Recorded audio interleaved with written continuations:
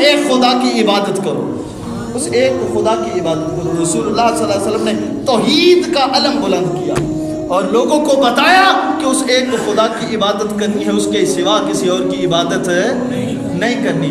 آئیے اس ایک خدا کی عبادت کریں، اس ایک اللہ وحدہ لا شریک کی عبادت کرے، جس کے سوا معبود کوئی نہیں، جس کے سوا کوئی خالق نہیں، وہ سب کا خالق ہے، ہم تو سارے اس کی مخلوق ہیں۔ تو میرے بھائیوں، اس خالق کو سجدہ جچتا ہے، اس کے سامنے کوئی سجدہ کرے وہ مالک راضی ہوتا ہے، اور اگر کسی کے سامنے کوئی جا کے سجدہ کرے تو رب ناراض ہوتا ہے۔ اللہ کو راضی کر کے تو ہم کچھ حاصل کر سکتے ہیں، اس کو ناراض کر کے ہم کچھ حاصل نہیں کر سکتے۔ سو آئیے اگر اس خدا کو راضی کرنا ہے تو اس کے سامنے آ کے اپنے جبینوں کو جھکانے کی کوشش کریں، سر بسجود ہو جائے اس کے سامنے۔ آج ہمیں دکھ ہے اور ہماری شکایت ہے ان لوگوں سے، ہماری شکایت ہے ان پیروں سے کہ جو جناب والا اپنے آپ کو سجدے کرواتے ہیں، اپنا نام جب کسی کلام میں لیا جائے تو بڑے راضی ہوتے ہیں، لوگ ان کے سامنے جا کے سجدے کر، ہم نے دیکھا ہے، اپنی آنکھوں سے دیکھا،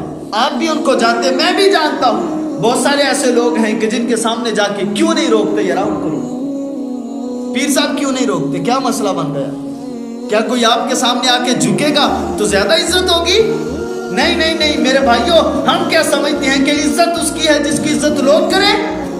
نہیں، عزت اس کی ہے کہ جس کو عزت اللہ اور اللہ کا رسول عطا فرمائے، عزت تو اسی کی ہے۔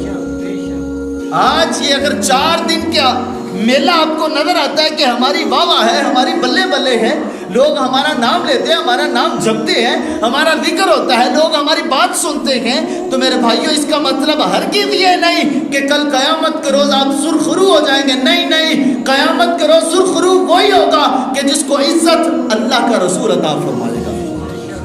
تو میرے بھائیوں، ہمیں تکلیف ہوتی ہے جب لوگ آ کے ہمارے سامنے سوال کرتے ہیں، جب ہمارے سامنے ایسی ویڈیوز رکھی جاتی ہیں کہ دیکھیے جی یہ پیر صاحب کیا کر رہے ہیں، لوگوں سے سجدے کروا رہے ہیں۔ جب ہمارے ہی اپنے لوگ قبروں پہ جا کے سجدے کرتے ہیں تو ہمیں دکھ ہوتا ہے، تکلیف ہوتی ہے۔ یار تجھے کسی قبر کے سامنے سجدہ کرنے کے لیے پیدا نہیں کیا گیا، تجھے پیدا کیا گیا ہے کہ تو اس پیدا کرنے والے کے سامنے سجدہ کرے، اس کے سامنے اپنے سر کو جھکائے۔ تو میرے بھائیوں، یہ انسان کو زیب نہیں دیتا، رسول اللہ صلی اللہ علیہ وسلم نے اس سے منع فرمایا۔ تو کیوں ہم کوئی ایسا عمل کریں کہ جس کی وجہ سے ہماری پکڑ ہو؟ ہم وہ عمل کریں گے کہ جو اللہ اور اللہ کے رسول نے بتایا۔ ہاں، پیر کا ادب اور احترام ہے، اللہ والوں کی قبر کا ادب اور احترام ہے، ان کے مزار کا ادب اور احترام ہے، یہ سارا کچھ ہے، یہ ضروری ہے، کیونکہ اللہ نے ان کو مقام عطا فرمایا، اللہ نے ان کو عظمت عطا فرمائی، اللہ نے ان کو رفعت عطا فرمائی، اللہ تبارک و تعالیٰ نے ان کو بلندیاں عطا فرمائی ہیں۔ کیوں؟ اس وجہ سے کہ انہوں نے دنیا میں رہتے ہوئے اپنا سب کچھ اللہ اور اللہ کے رسول کے نام پہ قربان کیا۔